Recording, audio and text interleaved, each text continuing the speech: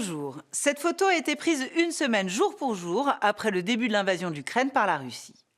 Le 3 mars 2022, le président ukrainien Volodymyr Zelensky donne une première conférence de presse à l'adresse des médias internationaux à Kiev. Alors que son pays est envahi par l'armée russe, il échange 1 heure durant avec les journalistes. À cette occasion, Volodymyr Zelensky, ancien scénariste, ancien réalisateur, ancien comédien, installe un décor, une attitude, une tonalité. Voici comment il a enfilé son costume et forgé son image de chef de guerre.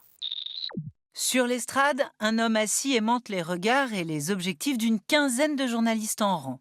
Ils ont chacun personnellement été choisis et invités. Ici, les nationalités sont multiples, d'où les casques de traduction prévus par le service de communication. Voici Yann Panel, reporter de la chaîne américaine ABC News. Juste à côté, Lindsay Addario, célèbre photojournaliste du New York Times.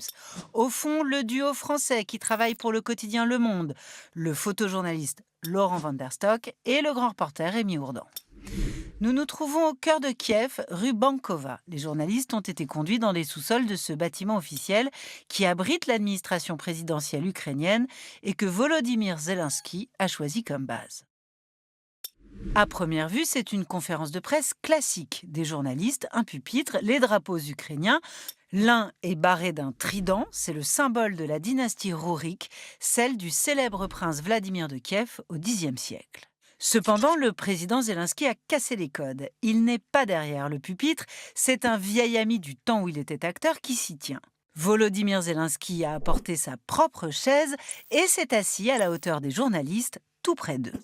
Ni costume ni cravate, il porte un t-shirt kaki d'une marque américaine 511 Tactical, associé au drapeau ukrainien. Leurs t-shirts, arborant différents drapeaux européens, sont en vente depuis 2019. Ce 3 mars, le président a donné à ce vêtement une telle visibilité que les ventes se sont ensuite envolées. Sa tenue kaki n'est pas militaire, mais la couleur permet au président Zelensky de s'afficher en soutien indéfectible de l'armée, comme déjà en 2019 au Donbass.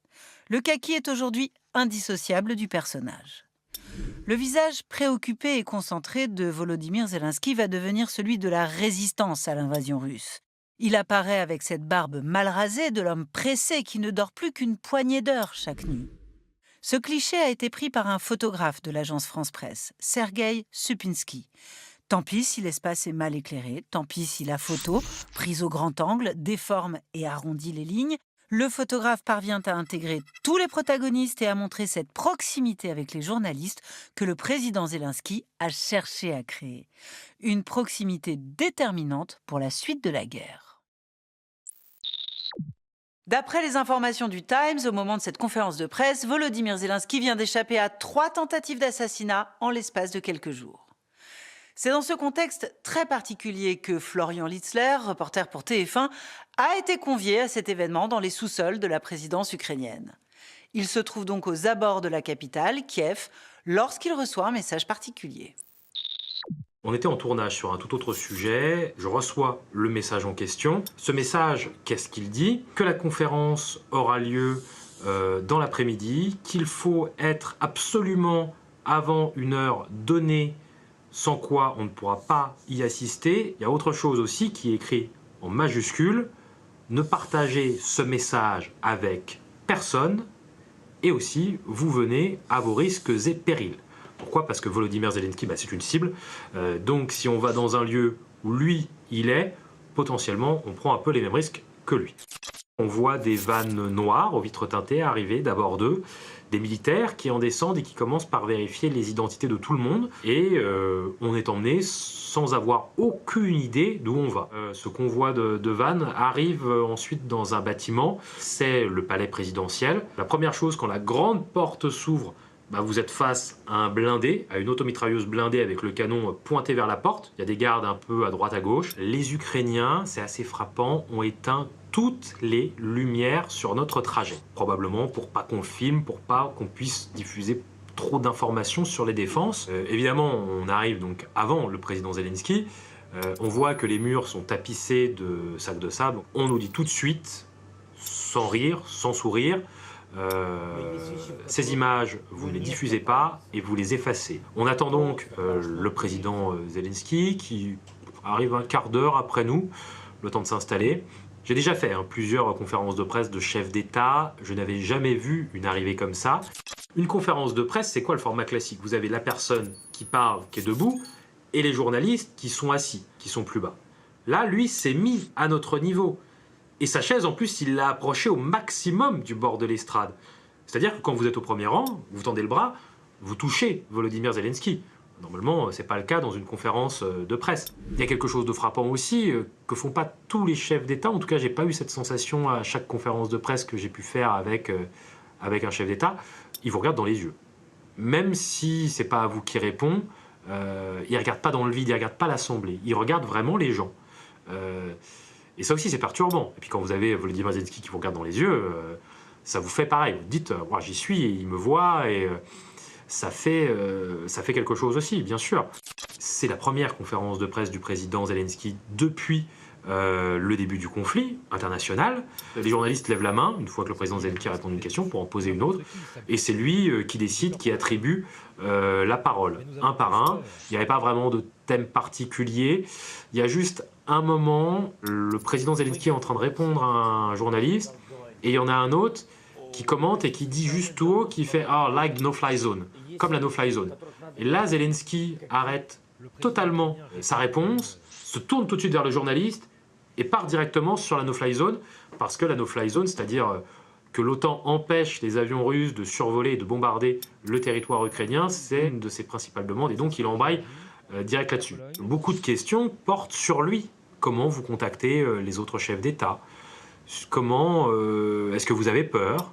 Et c'est plutôt ça à la fin, cette conférence de presse. C'est une conférence de presse où on va parler de l'Ukraine, de l'état de la guerre, mais aussi beaucoup de Volodymyr Zelensky. La chercheuse Valentina Dimitrova s'intéresse à la communication politique et aux identités ukrainiennes. Elle analyse pour nous la posture du chef de guerre en devenir et le lieu qu'il a choisi pour énoncer sa stratégie de résistance. Lors de cette conférence de presse, il y a une transformation qui s'opère entre un président qui est arrivé comme un président de la paix et qui devient un président de la guerre. Donc on voit effectivement Vladimir Zelensky arborer l'image d'un chef de l'armée, mais d'un chef de l'armée non pas comme les autres, mais un chef de l'armée qui est en résistance.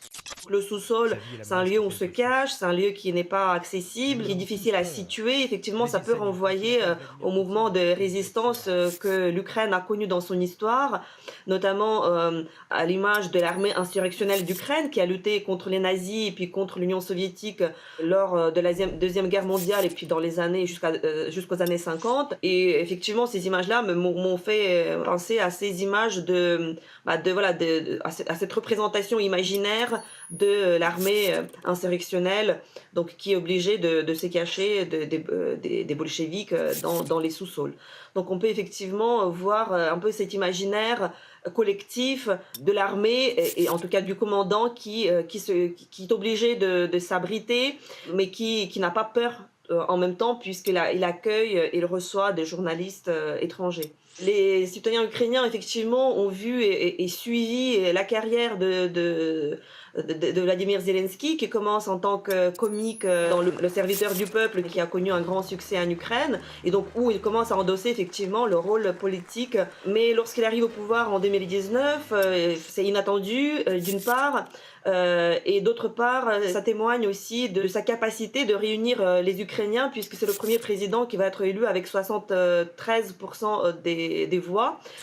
On peut effectivement faire des parallèles avec la figure de Che Guevara, enfin par le choix de tenues vestimentaires, par aussi le fait que Zelensky arrête de se raser dès le premier jour de la guerre. Ça m'a rappelé aussi l'une des épisodes du serviteur du peuple, où effectivement dans le rôle du président, Zelensky se retrouve face à Che Guevara avec qui il discute de la posture à prendre pour gérer le pays et lutter contre les ennemis du peuple.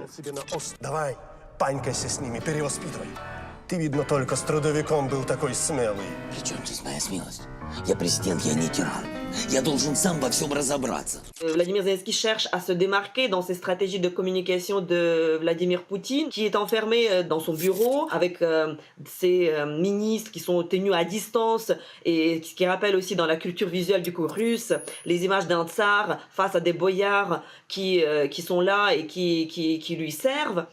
Cette conférence s'inscrit dans la guerre des images puisqu'elle elle va circuler comme d'autres vidéos et d'autres images qui seront produites par Vladimir Zelensky. Et ça va apporter des significations particulières à ce conflit qui, dès le départ, se positionne comme un conflit justement entre une force armée très puissante de la Russie et puis une force ukrainienne et qui entre en résistance. Depuis ce 3 mars, Volodymyr Zelensky n'a cessé de déployer cette communication fondée sur le naturel et l'émotion. Elle permet aux journalistes et aux opinions de s'identifier au sort de l'Ukraine. Ces interventions sont très variées. Allocutions sur Instagram, les yeux dans les yeux de l'internaute, apparitions en hologramme à travers le monde ou encore cette visite de Boutcha, ville martyre, environnée de caméras.